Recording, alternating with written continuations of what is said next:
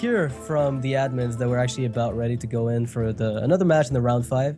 So I'll be sure that's this will be something controversial because it will be between Racket and Naiman. And as we know, I'm not sure if you know, but I know that Naiman was banned from for win trading in ladder, and he wasn't allowed to compete in tournaments that were given points for Hearthstone World Championships. But he did it to expose the flaws in the ladder system, Lothar. Well, that was his reasoning. And okay, it's running me. I mean, yeah, you can say that maybe that was his thought process, but you would never do that. The thing is, it's something very laid back because people don't do it to get to the top. They know eventually they're going to get caught. You know, in World of Warcraft, win trading was very common, and the people who did it didn't expect to go by unpunished. They didn't care. It was like, oh, we can win trade. Let's do it as long as Blizzard lets us do it because their system doesn't work well. They don't do it with a purity of the heart. They do it with carelessness in the first place. And if they do get caught, the fact is they're usually very far removed from the consequences, since they can just say, well, your system is bad. I'm not to blame. You need to fix your stuff before we can take your game seriously on a competitive level. Maybe deep down, that's kind of what Naiman was sending as a message, but it didn't reflect very nicely on him at all. Well, that's true. Like, the problem is he will be not perceived well in the community ever again, and that's the problem. I think that's the biggest problem. Not the fact that you were banned from Blizzard for 1 year or something like that, but no one in the community will think, well, Naiman, yes, a cool dude. No, everyone will think, Naiman, no, the dude that won traded for top 100 legend multiple times and got points because of that, and stole points from other players because of that. Right. I think that's the really big issue, especially since Hearthstone, the pro scene is kind of a small family. Everybody that I meet every single time from the pro scene, pretty much everybody knows each other. Everybody's kind of nice to one another, so there's really no hard feelings there. So I feel like that might play against him if ever he wants to come back. I don't know if the ban is going to be a permanent one from Blizzard's side as far as Naiman goes. And for all we know, maybe it's not even the Naiman. That's true. That's true. Maybe it's a copycat that never actually hit top legend. That's hilarious. Okay. We'll see. Anyway, what decks he's going to play. I'm still waiting on the admins to tell us which match we're going to get next. And it's going to be Racket versus Naiman. Apparently, Racket is on the Druid at the bottom, I believe. And Naiman is on the starting screen at the top. Warlock it is. I can dig that. Looks like this might be the type of Reliquary Seeker Zoo deck that we saw a bit earlier today. The Echoing Ooze type. You flood the board and then you play Reliquary Seekers, Gormox, Sea Giants, name it. Yeah. Oh, it's so tricky. If Abusive Sergeant is there, you're in a world of hurt. You might have to take that risk. Well, I think you always have to take that risk. Okay, that's not bad. 2 Doomguards in opening hand. Well, if you don't hit a Void Caller really soon, that's gonna be tricky to play. Yeah, well, the thing about the Doomguards being included in this type of zoo is that I feel like they don't work as well as they would in other types of zoo. Because the other types of zoo are very tempo-based, whereas, okay, this might not be the Reliquary Seeker list. Based on the Direwolf and the Doomguards, I feel like this is just a classic zoo that's playing for tempo. So in that case, the Doomguards definitely make sense.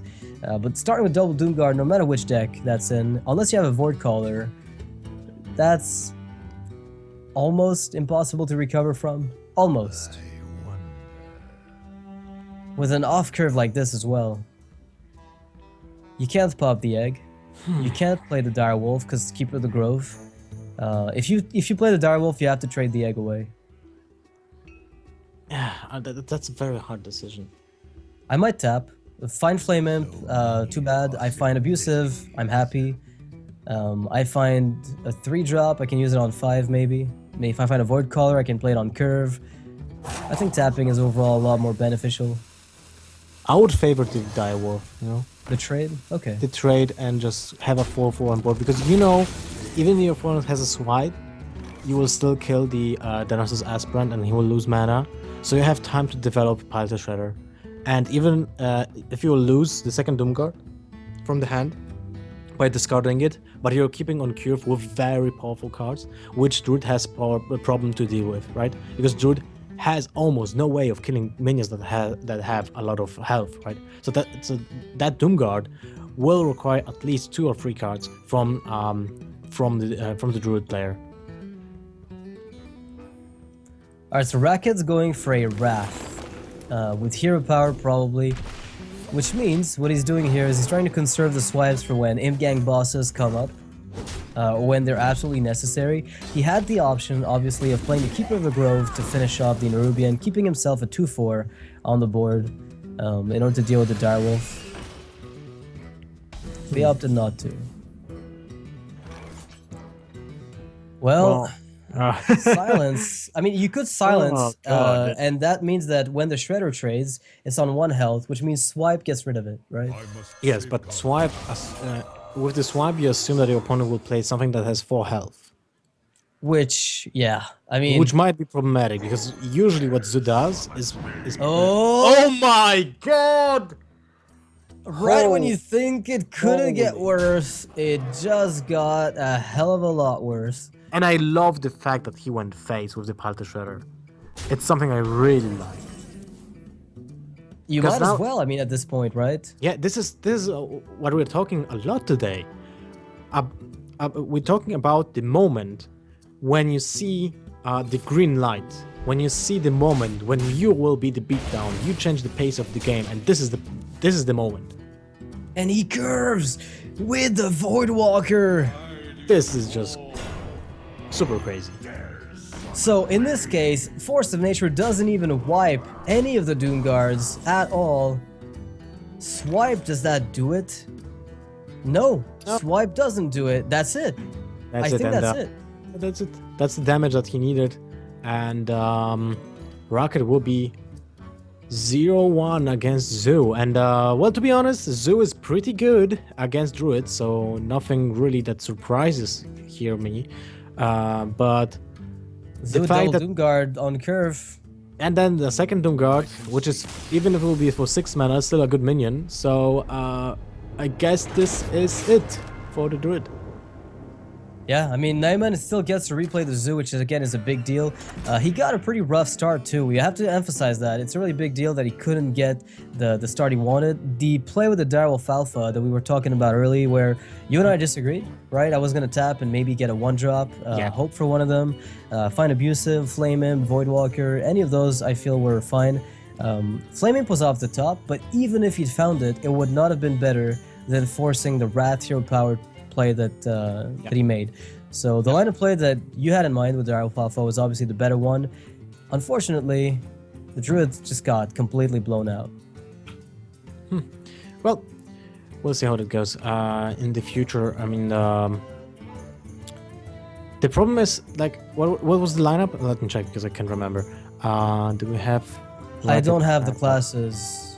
Give me a second, because Racket was already playing before, so we should have the classes. Yes, we have it. No, we don't. Damn it. No, we only know that Racket was playing earlier against Blackout, right? Yeah. That's the only info we had, so we don't have the classes. We were casting that. Yeah, probably Paladin. I know that there was, like, Blackout was playing Pally. I know that I think Racket was playing it as a counterplay as well. There was also a Zoo list from Racket, if I recall, the kind of, like the Echoing Ooze type, if I'm not mistaken. Maybe I'm wrong, but I recall Echoing Ooze type of Zoo from Racket. Okay. Could be anything, we'll see. Alright, so it's gonna be the Zoo versus Zoo, I think, based on this. Zoo versus Zoo, but there's an Argent Squire. Okay. In Naiman's deck. Yes. Huh. Dark Peddler. Very good card. I think this is one of the most unexpected MVPs of this set. Reliquary Seeker. Haha! I feel like that's pretty good when you've got a name gang boss. Yes, I feel so. It's pretty damn good. especially when you have also Argent Squire, because it's pretty hard to remove. Yeah, that's what my list ran. I have double Squire.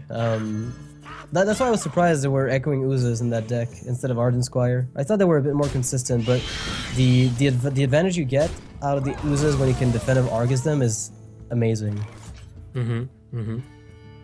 Alright, so now Racket's got to find a way to use these implosions the way he wants. He could pick up a Power Overwhelming, Reliquary Seeker from the Peddler if he wants to try it out now.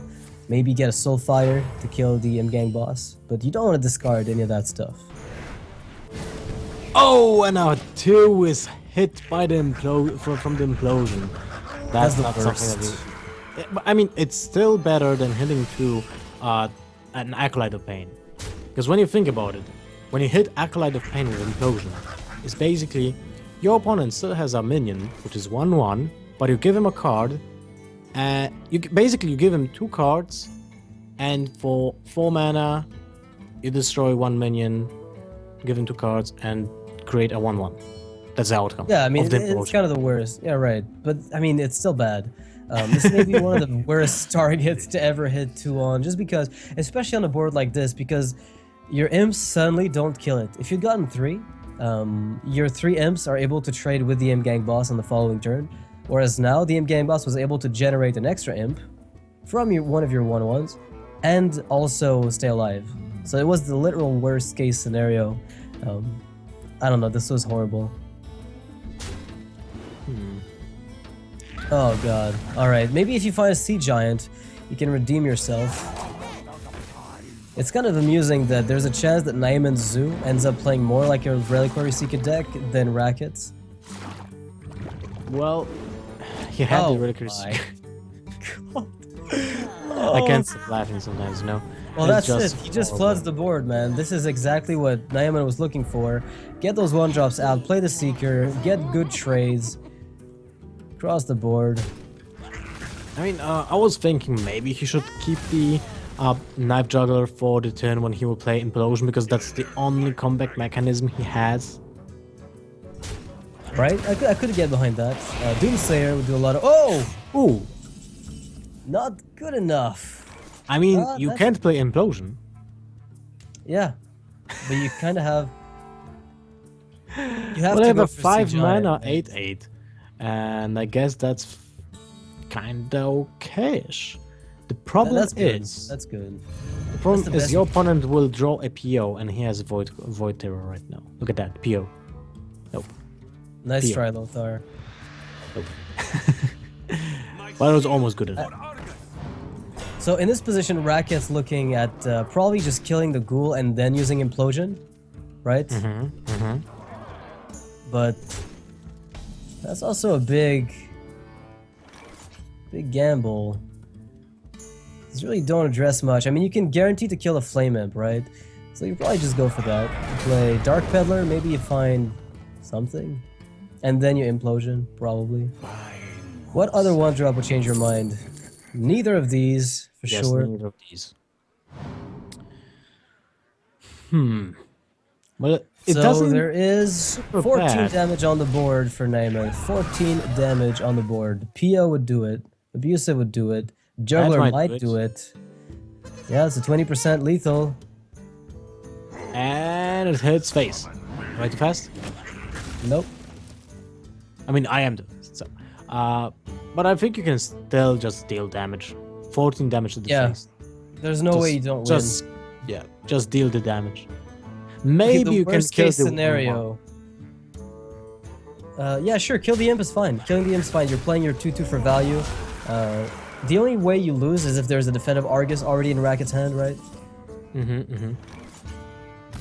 And Sack-backed would have actually been insane. Not that you'd expect it in anything but Reno Jackson. All right, well, that was 2 blowouts, right? Yeah, 2 blowouts with the zoo. I really like the new zoo. I have to play it myself more. I mean, yeah, I love wasn't playing the new zoo though, right? Naiman was playing a very classical zoo.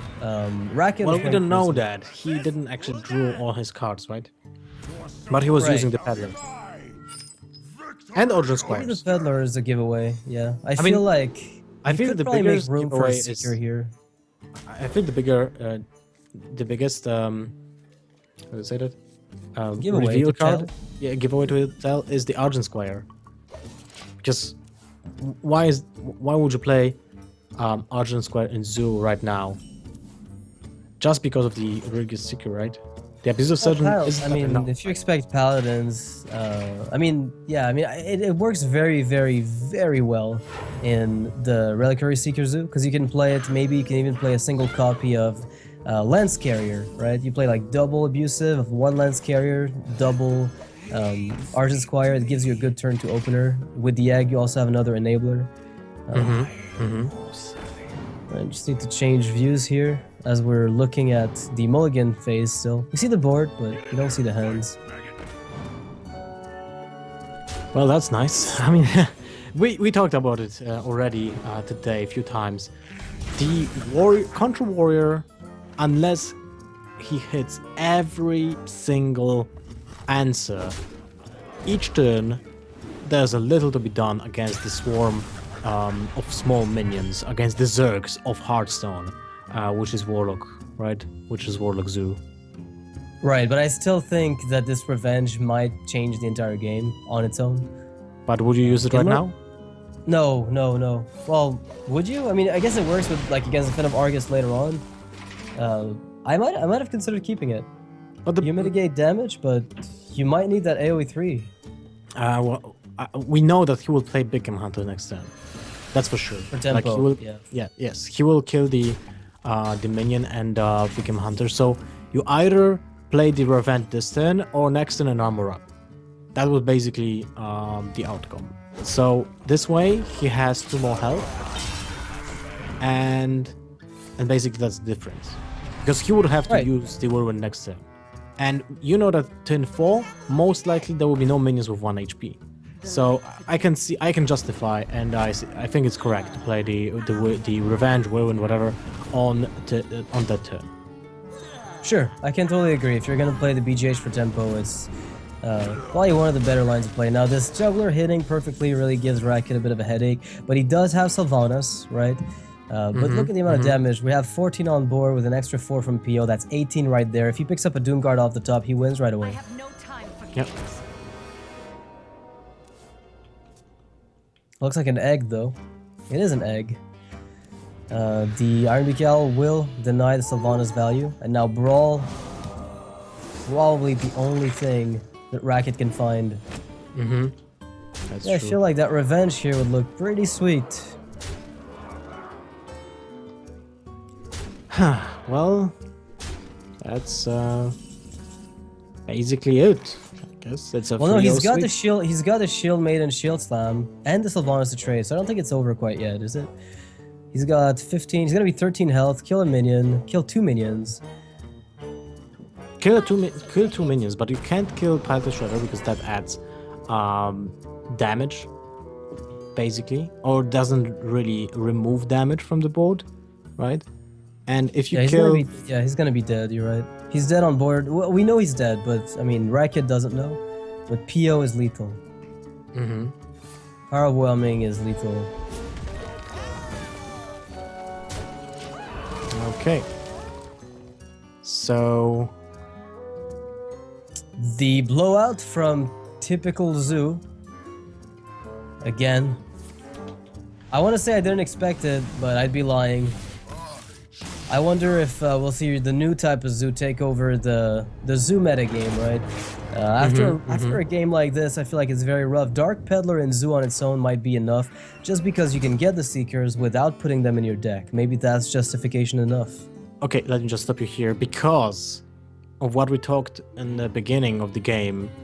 We have to announce that because Naiman was banned for win trading last year, he is also being disqualified from this tournament, and Racket is advancing.